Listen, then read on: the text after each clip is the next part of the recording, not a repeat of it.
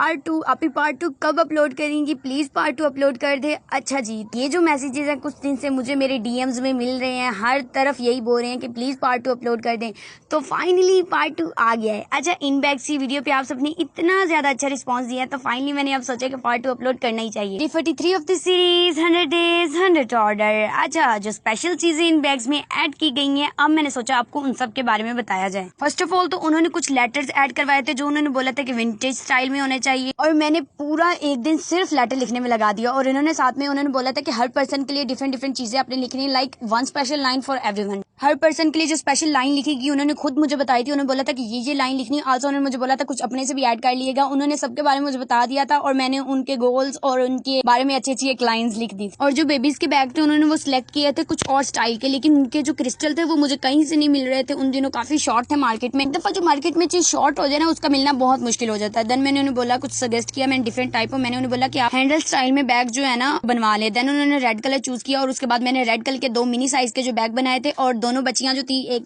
थी like 2-3 years की और एक थी 1.5 साल की। आई थिंक मैंने जस्ट पिक्चर से इमेजिन किया है। अच्छा जी, नेक्स्ट डे ये सब फाइनल करने के बाद उन्होंने मुझे बोला कि आप ऐसा करें, एक और बैग का जो ऑर्डर है इसके अंदर ऐड कर दे देना इसे। कि वो किसके लिए? अब उन्होंने बोला कि मुझे अपनी भाभी के लिए भी एक और बैग बनाना है। साथ में उन्होंने मुझे बताया कि आप काइंडली इन बैग्स को जल्दी बना दे, वरना ये ना हो कि मैं और बैग्स ऐड करवाता जाऊँ।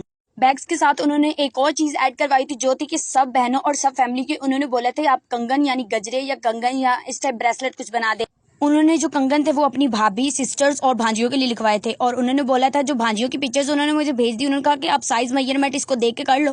और दूसरे जो सबका था उनका साइज सेम था। मैं नेक्स्ट डे बाजार गई और मैंने ये सारा कुछ बाय किया। बच्चों के कंगन इतने ज्यादा क्यूट थे और बहुत ही प्यारे थे। इस ऑर्डर में जो सबसे ज्यादा बड़ी प्रॉब्लम थी वो ये थी पैक कैसे करना है, क्योंकि उन्हें चाहिए था जल्दी। खैर बैग्स रेडी हो गए थे, लेकिन जो सबसे ज्यादा प्रॉब्लम थी ना वो बॉक्सेस की थी। बॉक्सेस नहीं, वो जो हैंड कैरी बैग्स नहीं होते, उनमें उन्होंने कहा था सबका डिफरेंट डिफरेंट चीजें उनमें पैक करनी है। देन ऊपर हर किसी का नाम आपने मेंशन करना है। उन बॉक्स का मैंने काफी देर से उन बैग्स का ऑर्डर दिया था, लेकिन वो अभी तक नहीं आए थे और मैं इतनी टेंशन में थी कि उनको कैसे डिलीवर करूँ। फ्राइडे और वो कह रहे थे कि आप संडे तक इसको डिलीवर कर दे, लेकिन बॉक्सेस तो मेरे पास है नहीं थे बैग्स। अच्छा, मैं उसी दिन फिर बाजार गई। मैंने जाके बाजार से उसको बाय किया, लेकिन वो मुझे डबल रेट में पड़े। बाजार वाले मुझे कोई इतने खास पसंद भी नहीं आए थे, लेकिन मजबूरी थी। उन्होंने डिसाइड किया कि वो खुद आके पार्सल पिक करेंगे। इस तरह मेरी भी टेंशन खत्म होगी और उनकी। मैंने अलग अलग बैग में सब बहनों के बैग्स डाले, उसके बाद सबके लिए अलग अलग कंगन और साथ में एक स्वीट सा नोट। आफ्टर दैट उसके रात को ही उन्हें पार्सल रिसीव हुआ और उनके इतने ज्यादा अच्छे रिव्यूज आए। बैग्स की फाइनल लुक और सब चीजों की आपने देख ली होनी है, तो आप सब कमेंट सेक्शन में बताओ कि ये जो गिफ्ट और बैग्स थे वो कैसे बने थे। तो फॉलो कर ले डे 44 के लिए। टाटा।